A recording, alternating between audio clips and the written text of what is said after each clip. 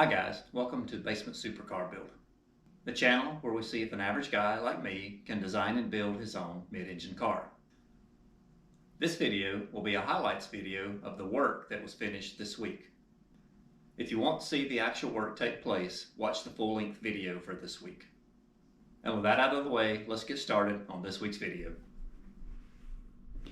Just a couple quick things here to point out. First, I went and picked up this roll bar today that the race shop bent for me. And it looks nice, but they bent it to the wrong part of my template. They thought my template was a center line, and the tube should have fit on the outside of the template. So this tube's just a little bit small. I set it up on the car just to see if I could make it work anyway, and I can't. So I'm gonna have to get him to bend me another one. I left the pattern there for him. I told him I'd call him tonight or text him and let him know if I could make this one work or if he needed to make another one. But I am going to have another one. But the work itself looks good.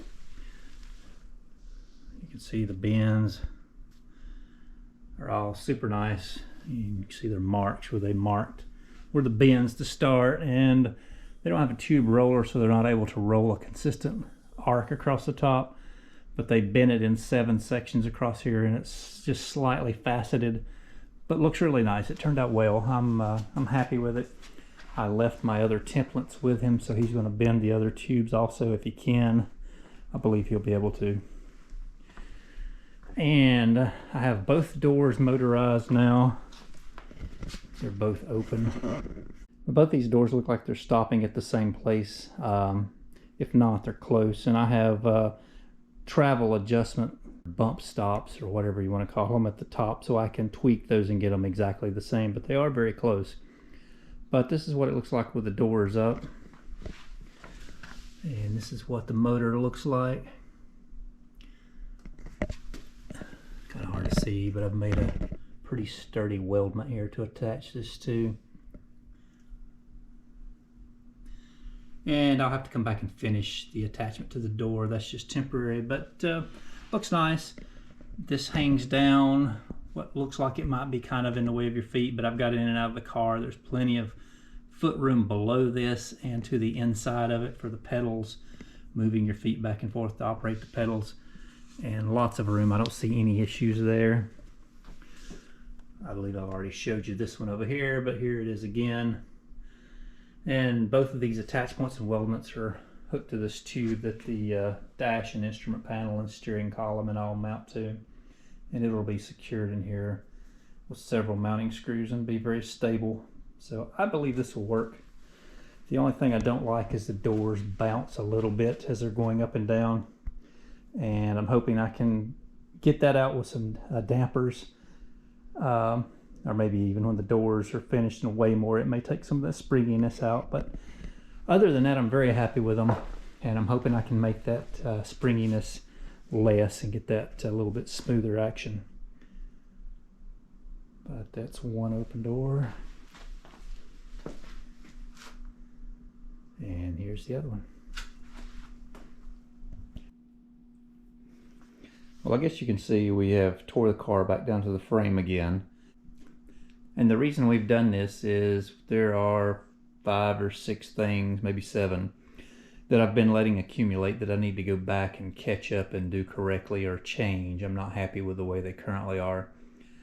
So while we're waiting on the roll cage parts to be bent and before I can pick them up, it was a good time to take some downtime and catch up all these things that I wanted to work on. Let me show you what they all are, and then after I fix them, I will show you what I've done to solve the issues, or at least I hope solve the issues.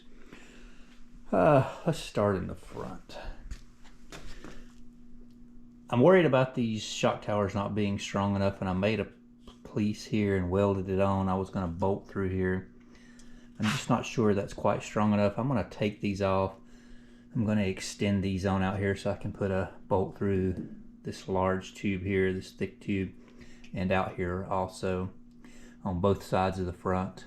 And the next thing is several videos ago, maybe 6 or 8 months ago, when I built this mount for the brake booster, I had a guy that said he worked for a motorsports, a power sports company, and design frames.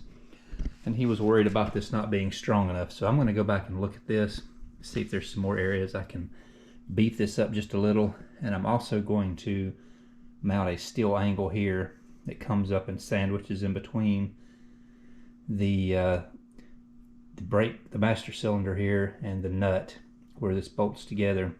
And that'll give it some more support, pushing the pedal forward so it can't try to shift forward and break any of these seams. But that steel angle will bolt down to this tube and come up and straddle here the bolt so they can sandwich together and give that a lot more strength. And hopefully that'll take care of that area. Let's see, what else do we need to do? There are several welds that I couldn't get to weld that I need to roll the frame over and get to across here and down through here. It's just easier when everything is laying horizontal. So that will be the first thing we'll actually start doing once this video here is over, and I'll start working on those welds. I need to get in here and connect this brake line. It needs to be trimmed and flared and put together. That's something I've been waiting on.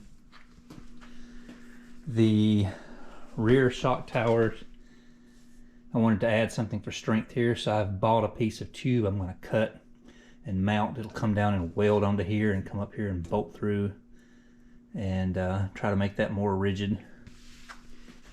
Also, I need to make and weld in a gusset here to strengthen this joint, and it'll have to be trimmed to fit around the linear actuators here for the door. I don't think they'll be close to getting in the way, but it'll pick up and incorporate these bolts here for the door and come down and weld in, make that a nice solid joint on both sides.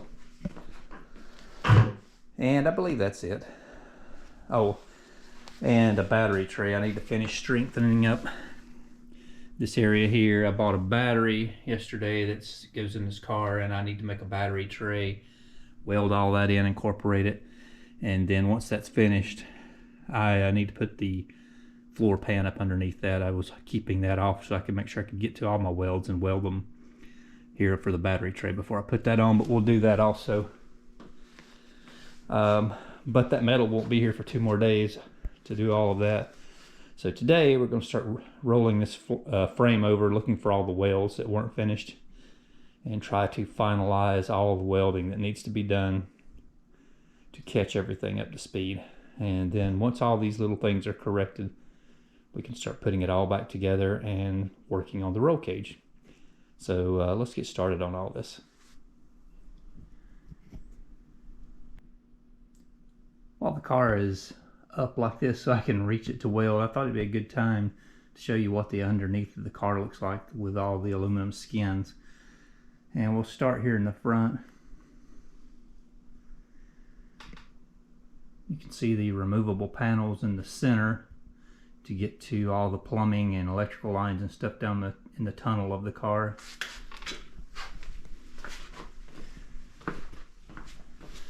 And then this triangle shaped piece on this side is done. We'll add this one once the battery box is finished and everything is done inside there I need to reach. And this is the one over the engine. It has a gap here because I'm going to bend this down a few degrees just to catch some air and funnel it up through the engine bay. You can see it's removable to that entire panel, so you can get to the bottom of the engine for oil changes and servicing different things on the engine. That's what it looks like. Just wanted to show you this, and I'm going to get back to welding.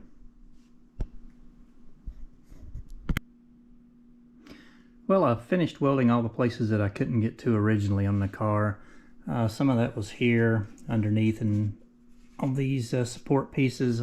So all that is welded in solid on both sides. There were some welds underneath this battery support that I couldn't get to that I finished welding.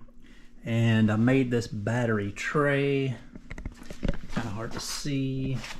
Here we go. You can kind of see under the tray. It's a little rectangular tray that the battery sits in. It fits pretty close tolerance. And there is a clamp sitting on top of the battery. And I've drilled and put in these 2 rivet nuts, one on each end. and there'll be the bolt or a threaded rod running down through here and clamps down with a nut or a bolt, whichever I go with, and holds that battery in place in that tray. And that is where the battery is going to locate. I think that gives me plenty of room to access all the wiring easy. There'll be a panel that removes here in the fender well to gain access to this battery.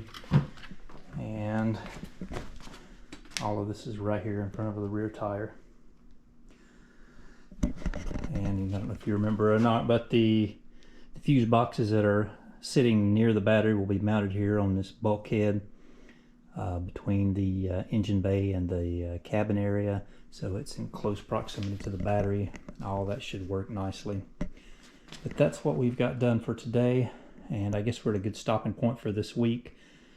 And we'll have the car tore down like this for probably one more week. I'm waiting on my metal to come in to finish all these things that we discussed earlier in the video, but once all of these things are finished and caught up to the point that I'm happy, then we'll start putting the car back together, and hopefully by then we'll have the roll cage pieces here and we can start assembling the roll cage. But that's it for this week. I'll see you guys again in 1 week.